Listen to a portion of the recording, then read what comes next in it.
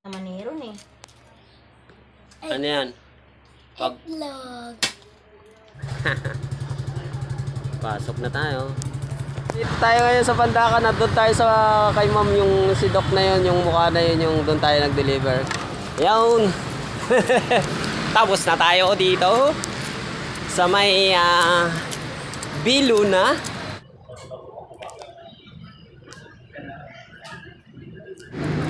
Kapag sinabi kong magbukas ka, magbukas ka. Magbukas ka.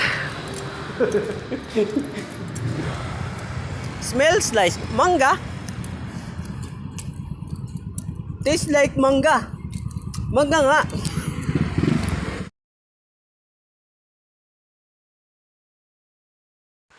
Isang magandang araw sa inyo mga guys and girls. Ngayon ay ito, nagisingan ko ang aking mag-ina ay nagtutulungan para gumawa at magbalat ng itlog na paninda ng aking asawa. Yung asawa ko nga pala guys ay nagtitinda sa labas ng mga kwek-kwek, tokneneng at mga kung ano-ano pa, yung mga fishball, squid ball. Kaya kung magagawi kayo sa aming lugar dito lang sa may F. Carlos, sa may court, ay bumili na kayo sa aking misis para naman meron siyang pampariband. Joke lang, hindi.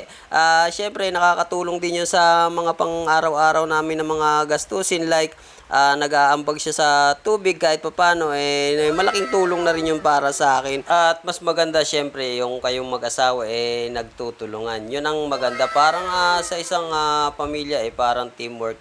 At nandito na nga pala ako sa may part na Pandakan. Ayan, nakita nyo yan si Doc. Kung kilala nyo yan si Doc, yan ang customer namin ngayon. Yan ang nagpagawa sa amin ng ngipin ngayon. Pero iba talaga yung tingin sa akin ni Doc tapos nakangiti pa. Mukhang may gusto siya sa akin. Joke lang. Picture lang yon. At nakangiti lang talaga yung para syempre yung mga customer talagang pumasok agad at maganda yung doktorang makikita nila doon sa dental clinic. At ayan, dito na nga tayo sa Biluna, nag-drop lang naman ako dito. At sobrang dali lang talaga ng trabaho ko at napakaliit lang ng mga dinadala ko. Sobrang gaan. Ang pinakakalaban ko lang talaga dito guys, kaya sumasakit yung ulo ko minsan yung init. Hindi ko alam kung high blood na ako o ano. At kailangan ko na sigurong magpa-check up sa doktor kasi syempre nagkakaroon na tayo ng edad. Hindi maiiwasan yung magkaroon ka talaga ng mga sakit-sakit katulad ng high blood o hypertension. O katulad nung minsan nagkakaroon na rin ako ng gout na tinatawag, yung namamaga yung paa ko. Yun ang sign na talagang nagkakaedad na ako. At syempre hindi naman natin maiiwasan na yung tumanda dahil papunta naman lahat tayo doon. Papunta naman lahat tayo sa pagtanda at kukunin din tayo ng lupa.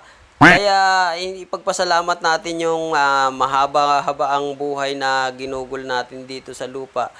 Ipagpasalamat natin yun.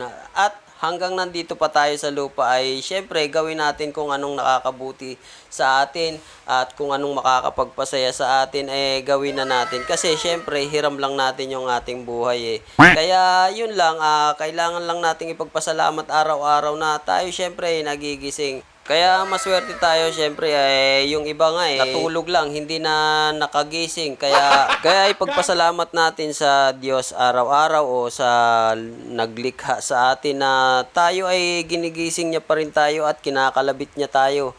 Yung pangangalabit naman niya sa atin ay yung ipinapaalala niya sa atin na may pagkakamali ka, kailangan mong baguhin yung mga bagay na to. Yun ang pagkakalabit sa atin. Example na lang minsan muntikan kang madisgrasya. Halimbawa, katulad ko, nasemplang ako sa motor. Halimbawa lang yun. At yun ay isang pagpapaalala na tayo ay kailangan din syempre na manalangin o magsimba o alalahanin natin siya sa bawat araw. Syempre humingi rin tayo ng mga kapatawaran sa ating mga nagagawang mga kasalanan. Katulad niya, na nakagawa na naman ako ng kasalanan. Patawad po, patawad ama, patawad ama. Sorry po, ayan, nagsorry na ako. At ayan nga, sa sobrang tagal ng aking paghihintay ay nagmerienda muna ako ng time na yan. At pabalik na ako ulit doon kasi medyo konti na lang yung pagitan siguro mga 20 persons na lang yung pagitan bago ako tawagin kasi pang 562 ako sa bilang nasa nasa 540 na. At eto na nga, tapos na tayong ma-interview at pinagbabayad na tayo dito sa cashier. Nasa lang naman yung babayaran ko dito, nasa 400 plus, kaya may sukli pa yung aking 500 na dala-dala dito. At yun nga, tapos na tayo at ipapa-double check natin doon sa may pinaka last step na yan. Ipapa-double check na lang natin yung unit natin o yung case natin. Kaya lumabas na ako diyan, palabas na ako ng airport diyan. At papunta na ulit ako sa aking susunod na destination diyan. At sobrang init guys ng panahon na yan, kaya bumili ako ng ice candy dyan sa Lady Guard dyan na nagtitinda. Shoutout sa Lady Guard dyan na nagtitinda ng ice candy dyan sa mismong loob ng airport. Shoutout nga ulit sa iyo ate, sa kandakilang ina, at gagawin ang lahat para sa pamilya. Believe ako sa iyo ate, shoutout ulit sa iyo. At eto na nga, yan, tuwan-tuwa tayo at nilalasahan ko pa at nilalasap ko pa kung ano talagang flavor nito. Smells like manga. Gago! Tastes like manga. Manga nga.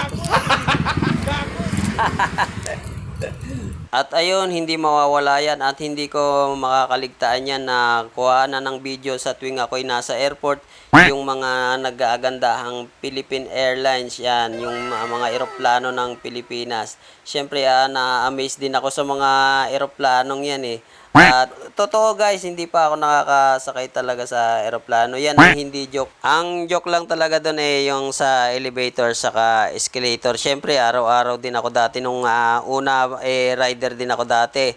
Nakakasakay na ako sa mga ganyan, sa mga escalator saka sa elevator. Kaya joke-joke lang yun na yung mga natupad na naman ang pangarap na nakasakay ako doon.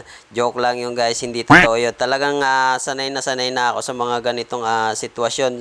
Katulad ng pag-akyat sa mga elevator, ayan, katulad nga niya, naakyat ako sa elevator. Mas matataas pa dyan dati ang mga inaakyat ko. Katulad sa Makati, halos araw-araw ako sa Makati. Siyempre, kung alam nyo naman sa Makati, nagtataasan ng mga building dyan. Talagang puro elevator ang gamit dyan. At mga karamihan meron ding mga escalator, hindi mawawala dyan sa Makati. At nandito na nga ako sa Bertis, tuwan-tuwa na naman ako dito. Kasi dito ako lagi naghahari. Kilalang-kilala na siguro ako dito ng mga crew dito sa mga tindahan dito. Ako lang ang maingay dito kapag naglalakad ako, nagbablog ako dito.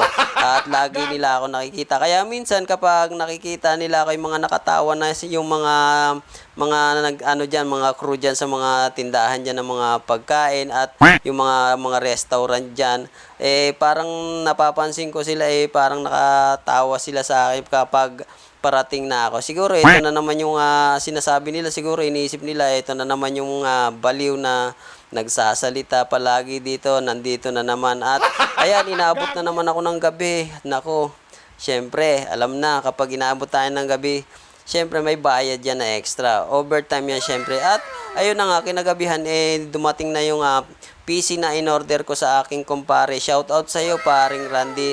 At ayun nga, inupuan agad ng anak ko. Hindi man lang ako makagamit, siya agad yung gumamit. Kapag install ko pa lang nung PC, siya na yung umupo agad dyan sa harap. Kaya eto, patame-tame na lang tayo. At maraming salamat guys, at tatapusin ko na to. Paalam, bye-bye!